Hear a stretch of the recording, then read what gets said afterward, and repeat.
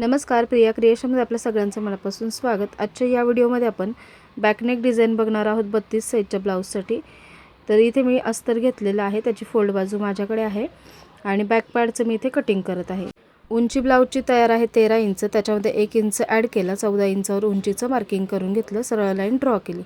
त्या लाईनवर शोल्डरचं मार्किंग केलं 7 इंच, समांतर अंतरावर 7 इंचावर मार्किंग केलं आणि आर्महोल सुद्धा घेतलेला आहे 7 इंच। या दोन्ही लाईन ड्रॉ करून घेतल्या।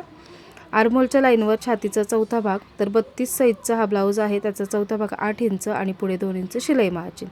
खाली कमरेचा चौथा भाग, कंबर आहे 26 इंच, त्याचा चौथा भाग 6.5 इंच, पुढे 2 इंच शिलाई मार्जिन आणि 1 इंच बॅकच्या टक्ससाठी। आर्महोलची गोलाई दिली 1 इंचावरून, 1 इंचाचं क्रॉसमध्ये मार्किंग केलं आणि आर्महोलचा आकार देऊन घेतला। गळा रुंदी घेतलेली आहे 3.5 इंच, 3.5 इंचाचं मार्किंग केलं आणि छोटा हा नेक घेतलाय 3.5 इंच, त्याचं पण 3.5 इंचाचं मार्किंग केलं, बॉक्स ड्रॉ केला आणि त्याच्यात गळ्याचा आकार देऊन घेतला। केलेल्या मार्किंग प्रमाणे हे पहिल्यांदा कटिंग करून घेतलं।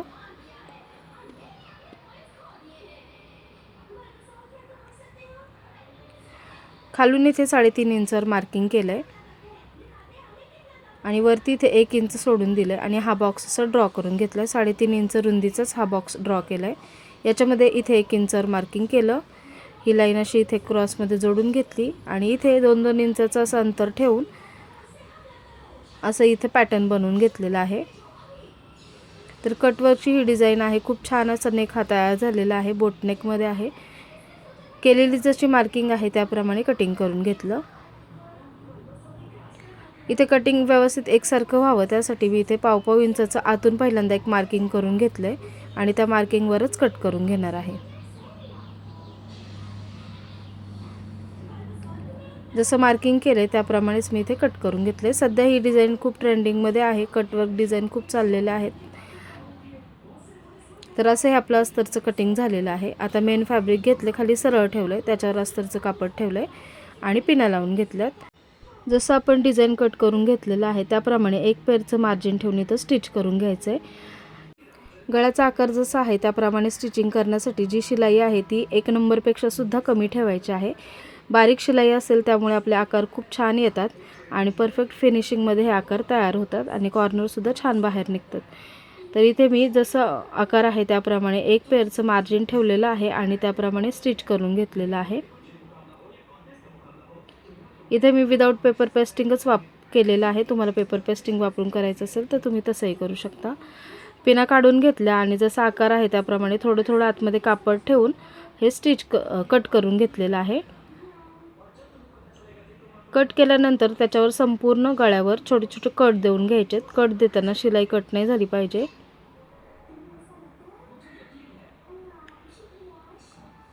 संपूर्ण कट देऊन घेतले। आता हे मी आतमध्ये फोल्ड करून घेतलं। तर एखाद्या टोकदार वस्तूने हे कॉर्नर आहेत ते व्यवस्थित बाहेर काढून घ्यायचे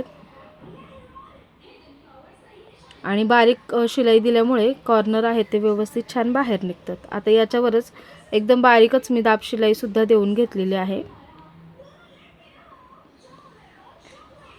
इथे मी लेस वगैरे यूज केलेले नाहीये, तुम्हाला हवी असेल तर तुम्ही लेस किंवा पाइपिंग वगैरे सुद्धा यूज करू शकता। तर जसा आकार आहे त्याप्रमाणेच इथे मी दाब शिलाई देऊन घेतलेली आहे अगदी कडेने। आता अस्तर आणि मेन फॅब्रिक सगळीकडून जोडून घ्यायचं आहे। इथे मी 5 नंबरची शिलाई दिलेली आहे। जसा आकार आहे त्याप्रमाणे व्यवस्थित स्टिच करून घेतलं। आता एक्स्ट्राचं जे मेन फॅब्रिक आहे ते कट करून घ्यायचंय।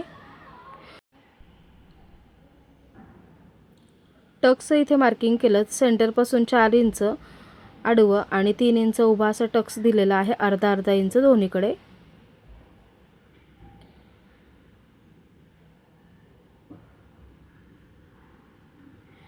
आता 2 इंचाची पट्टी घेतली आणि खाली कमरेच्या बाजूने ही पट्टी लावून घेतलेली आहे। पहिल्यांदा कापड ठेवलं, त्याच्यावर पट्टी ठेवली आणि शिलाई करून घेतली। त्याच्यानंतर पट्टी फोल्ड केली आणि त्याच्यावर दाब शिलाई देऊन घेतली। आता परत एकदा आतमध्ये पट्टी फोल्ड केली आणि त्याच्या कडेने स्टिच करून घेतलं आणि परत एकदा फायनल आतमध्ये फोल्ड केली। ही शिलाई मोठी द्यायची म्हणजे हात शिलाई केल्यानंतर ती काढता येते। आता गळ्याच्या साईडला मी तिरकी पट्टी लावून घेतलेली आहे, 1 इंचाची तिरकी पट्टी घेतलेली आहे आणि ती गळ्याच्या वरून इथे लावून घेतली. इथे शूट नाही झालं थोडंसं, तर इथे मी अशा प्रकारे ही लावून घेतली आणि आतमध्ये फोल्ड केलेली आहे.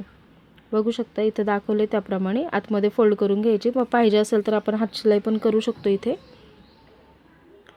तर अशीच मी हाताने इथे फोल्ड करून घेतलेली आहे वरची पट्टी.